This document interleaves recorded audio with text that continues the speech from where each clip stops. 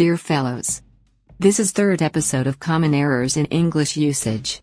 For first and second episodes, please visit Mantiq Academy channel on YouTube. No clear antecedent. An antecedent is a word that comes before a pronoun and helps the reader understand what the pronoun means. Generally, you can clear up this confusion by rearranging the wording. For example,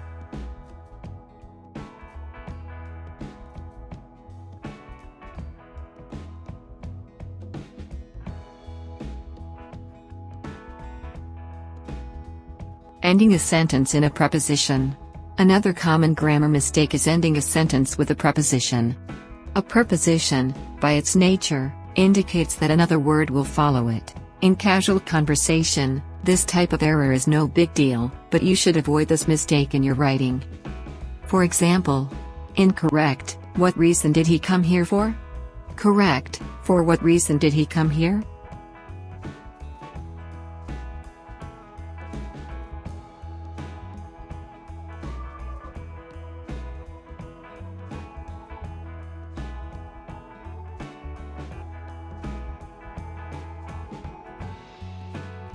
Unnecessary commas. While commas are important for clarity and give the reader a chance to pause in the sentence, it's possible to use commas when you don't need them. These unnecessary commas can be confusing to read, and they make writing look less professional. Before you use a comma, think about why you're using it. If you aren't sure it's needed, double-check by reviewing comma rules. For example, incorrect, she had a stomachache because she ate too much ice cream. Correct, she had a stomachache because she ate too much ice cream.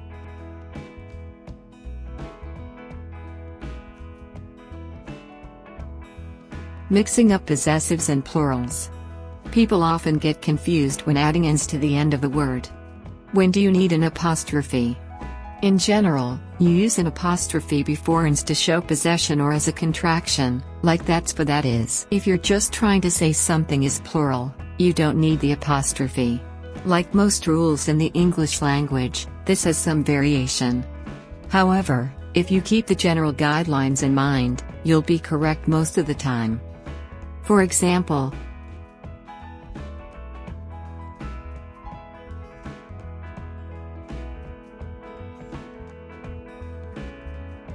comparisons that are incomplete.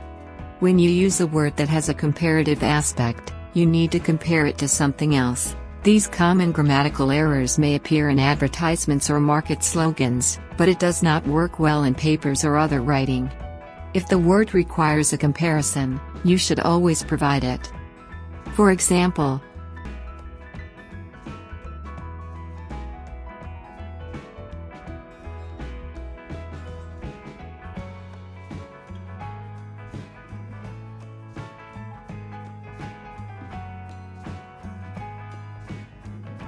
mixing up adverbs and adjectives.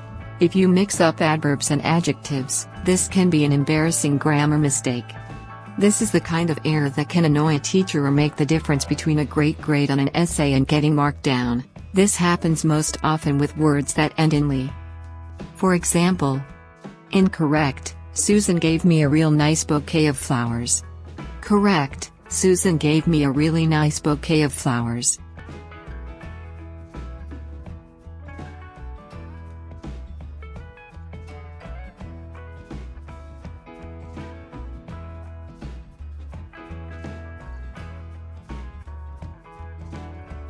Confusion between fewer and less. Many people mix up fewer and less. If you're talking about the amount of something, you need to decide whether the item is all one thing or a group of many things. If it's a group of many smaller things, you should use fewer. If it's one thing, you should use less. For example, incorrect, the store was almost out of dog food. There were less cans on the shelves than there were yesterday. Correct.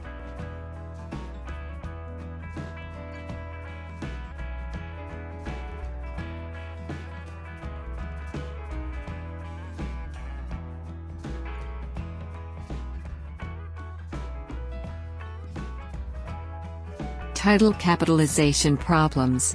Knowing when to capitalize the words in a title can be very confusing. In general, you should capitalize the first and last words, all nouns and pronouns, all verbs, and all adjectives and adverbs. However, there are specific title capitalization rules depending on the style you are using. For example, incorrect, around the world in 80 days. Correct, around the world in 80 days.